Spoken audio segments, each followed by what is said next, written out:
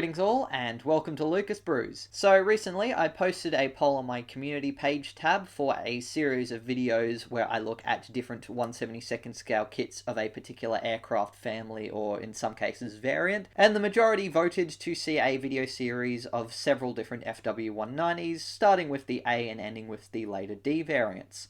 So we'll be starting off this video series today with the Tamiya 1/72nd scale FW190 A3. So I'll be having a look at the box first, and then having a look through the marking guides and assembly to see how it goes together. Then we'll have a look at the plastic parts and decals to see what kind of quality and detail they go into, and then I'll compare it to other 190 kits as the series progresses. But without further ado, let's kick off this series by having a look at this kit. So we'll start off by having a look at the earliest version of the FW190, and that would be Tamiya's A3. So this kit came out in about 2001, so it's a relatively recent one. The A3 was, I believe, the third production variant of the FW190 family, and it'll differ from the later ones that we have to look at by being slightly stubbier, because early on the engine was located a little bit closer to the wings. In terms of this kit, for the box, we have a picture of a finished model, which is quite nice looking. A little bit plain, but it's something to aspire to. Then on the bottom here, we have a little thing that says we have 3 different markings included in this kit, and we can see that there are 2 different ones shown here, both of them from Jagdgeschwader 2. On the sides, just a repeat of the box art. On the top here, we have a few more finished pictures of the model, which look quite good, and we have a selection of paints that will be required. I believe that they've sort of broken it down by the basics and then the more detail-oriented paints that you might need, although annoyingly they seem to only include the camouflage colours in the AS range, which are the aerosol sprays, and they don't seem to have an option for just the acrylic or enamel paints. But at least you've sort of got a basic guide, and you can always convert these ones, or as I use the AK Interactive ones, just use the RLM codes. And I'll just point out on the side here, I have a price tag, which is what I paid for this model. Although bear in mind, I'm an Australian, so this is in Australian dollars, not US dollars. And in typical Tamiya form for these kits, it's in a plastic wrap. So I'll get out my knife and slice that off, if I can find an easier way to do it. So, peeling off the plastic wrapping from this box, that's a bit better, everything's a bit clearer to see and not so glossy. This is a top opening box, which is pretty typical for Tamiya kits in this 1/72nd scale sort of Warbird collection range. And there's no tape holding it, it was basically relying on that plastic covering. As you can see, we've got a reasonably large set of sprues with all of the parts quite nice and spread out, along with a set of instructions at the bottom with some nice techniques and tips for beginners on this page, the instructions, and I believe our decals will be somewhere inside of this, or they, oh no, here they are, they're in the plastic wrapping. So on the front we have a picture of the finished model, once again on a white backdrop, which looks quite nice.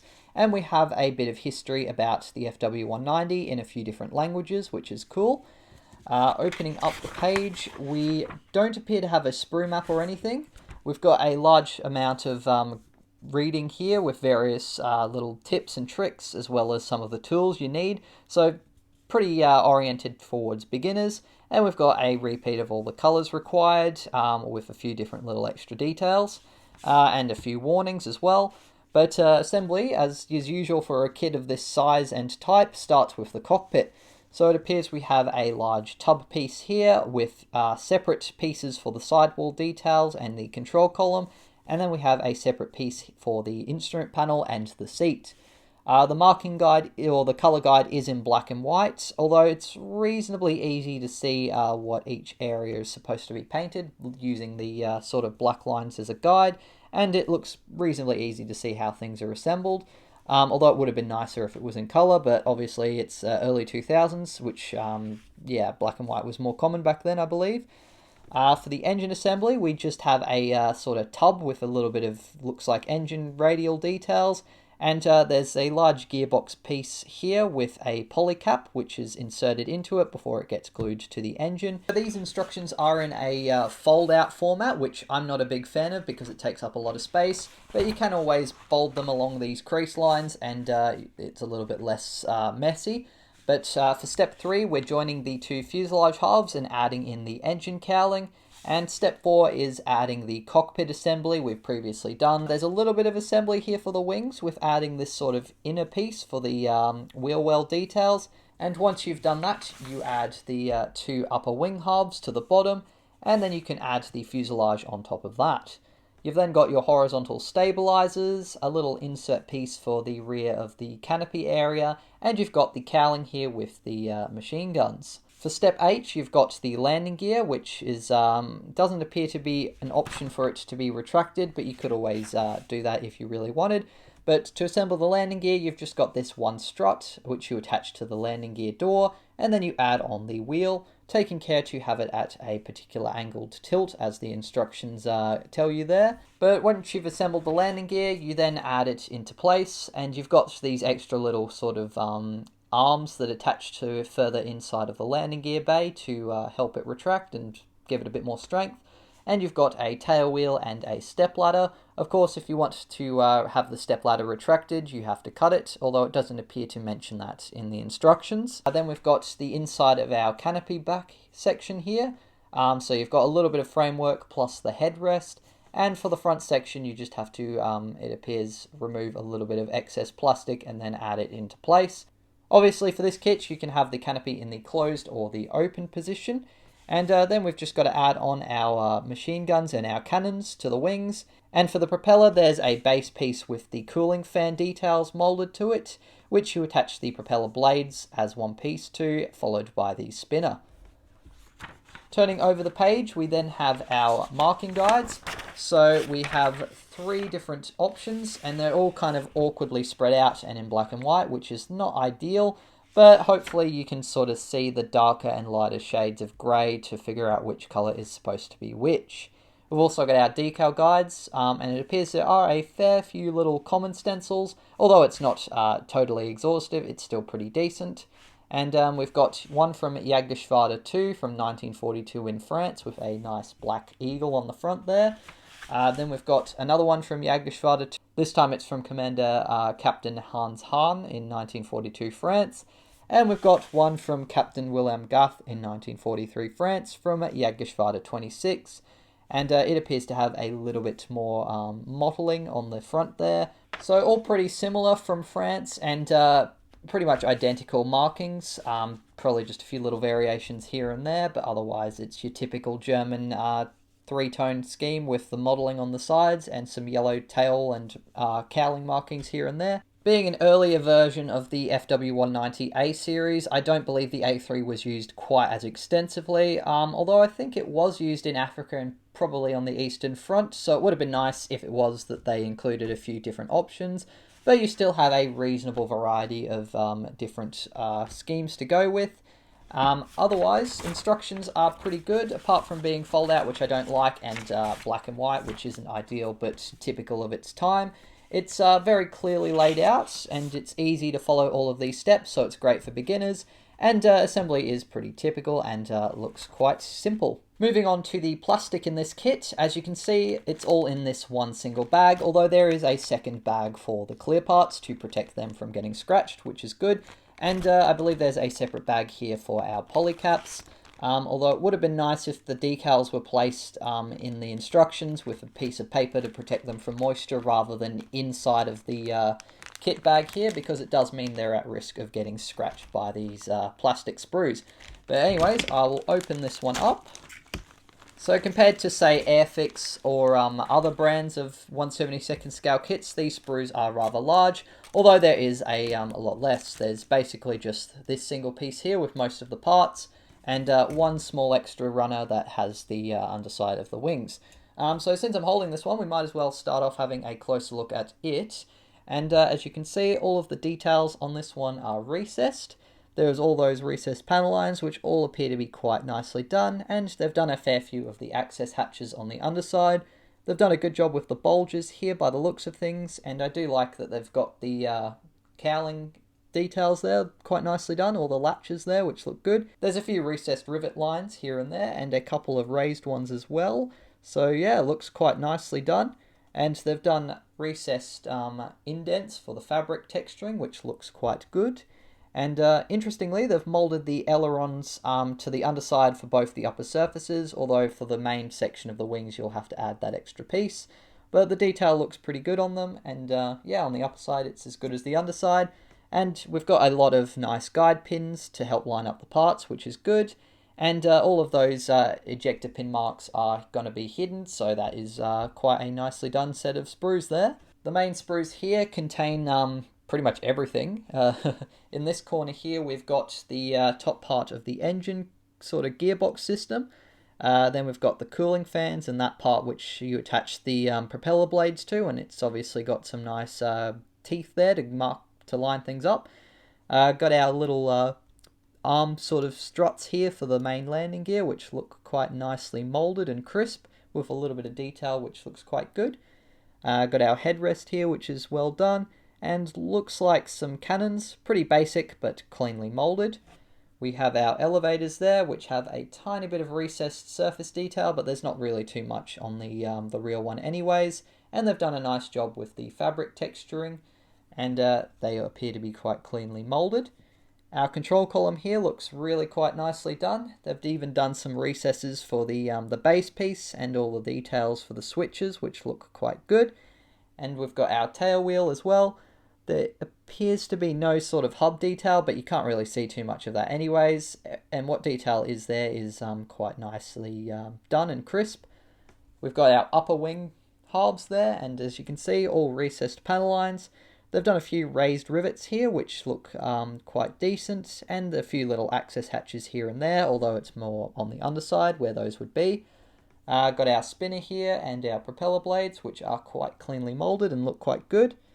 Got our seat there with some nice sort of fabric detailing for the cushion there, and a little bit of recessed detailing on the back part there, which looks quite good.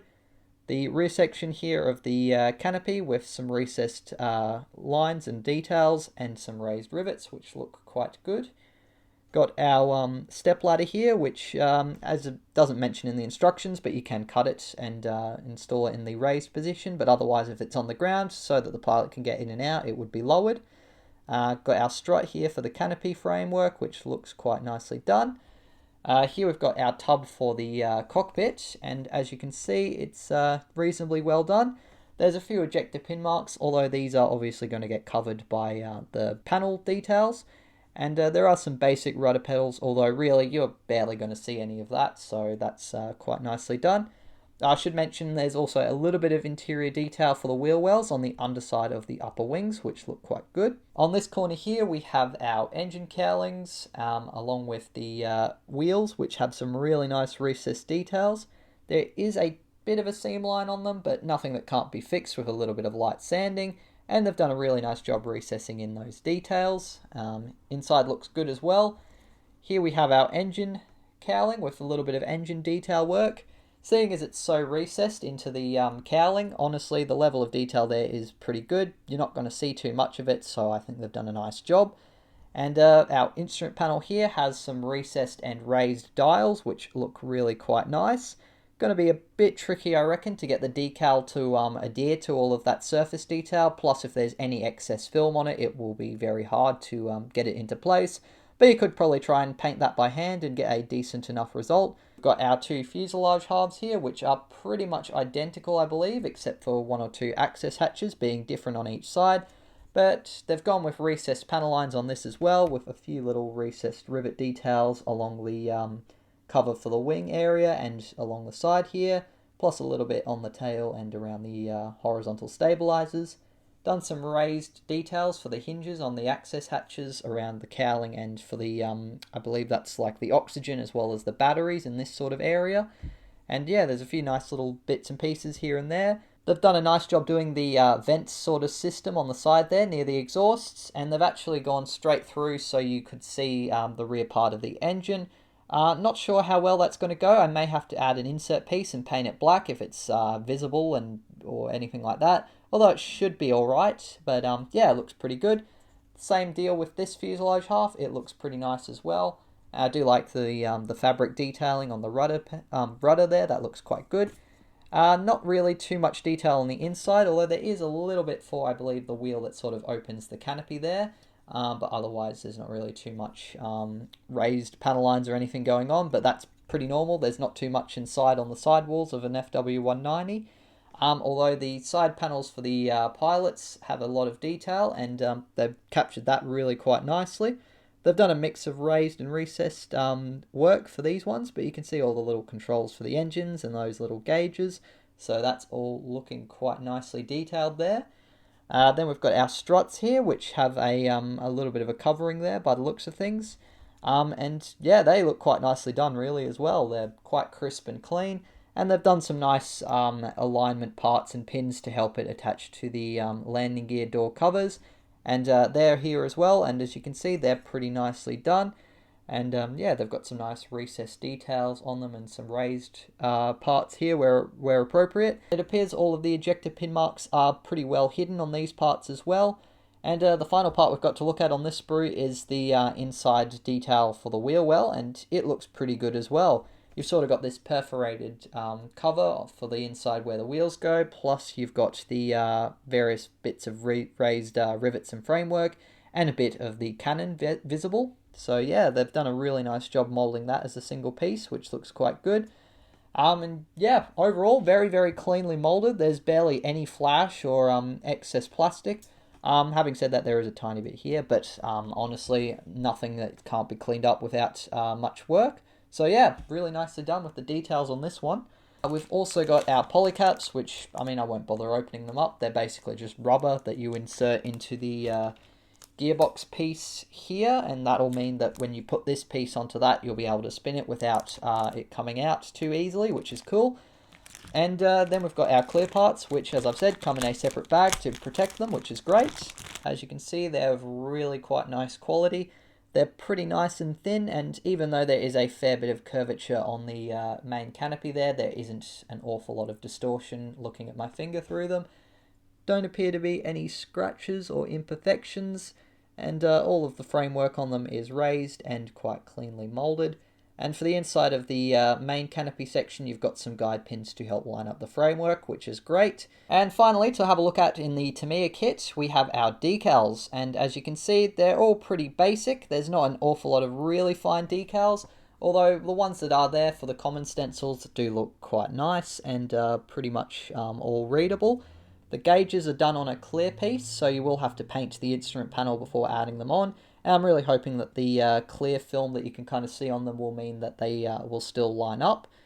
We've got decals included for seatbelts, which I find are yeah, usually pretty reasonable. Not as good as photo etch, but still decent enough. And all of our common roundels and our unit markings are looking pretty good. And yeah, the quality on the decals are pretty good. Personally, I'm not really a fan of the Tamiya decals just because I find that they're too thick and they have a tendency to silver quite badly, and as you can see, there's quite a fair bit of clear film on these decals, which if they silver are going to look quite bad. Although I've probably been spoilt by cartograph decals with the Airfix, and I think Italeri and Academy have used them, but these should be usable. Definitely would recommend, though, putting down some gloss varnish to try and prevent the clear film from silvering, and if you've got decal adhesive and some sort of decal product to help make them soften, then I would definitely be using it. So that pretty much wraps things up on this kit. I do want to briefly mention the price. I paid around about $26, as I mentioned earlier. And for this kit, I'd say that's probably getting a little bit high. It's a pretty simple, small kit with not an awful lot of markings, and although the detail and quality is really nice, it would probably be a little bit more around the $20, I would say. And I have seen it in most other places advertised as that, so I did pay a little bit extra. Around $20 for this kit I think is a pretty good price. So I'm looking forward to building this one eventually, although it will be probably not for a couple of months. I plan to release an episode for each different manufacturer, or maybe two if they're a little bit smaller, and then in the end I'll put a playlist together and a video at the end where I sort of compare them all. I won't be covering every single 190 made in 1/72 scale, but I will try to do the majority, and later on if I do add extra ones down the track that aren't part of the first few videos, a bit like what I've done with the 109 series, then I'll add them on later and sort of still compare them to these other kits. Anyways, I hope you enjoyed this one, and I hope you have a look at the next video when it comes out, a link to which I'll leave in the description. A massive thanks to my wonderful patrons for helping me to fund not only buying the kits, but also the products that I use when I make them. Feel free to share your opinions on this kit if you've built it, or your impressions after seeing this video on it. And if I've made any mistakes, please feel free to point them out in a nice, friendly manner. I'd very much appreciate that. Otherwise though, thanks again for watching, and until the next video, as always, take care and model on.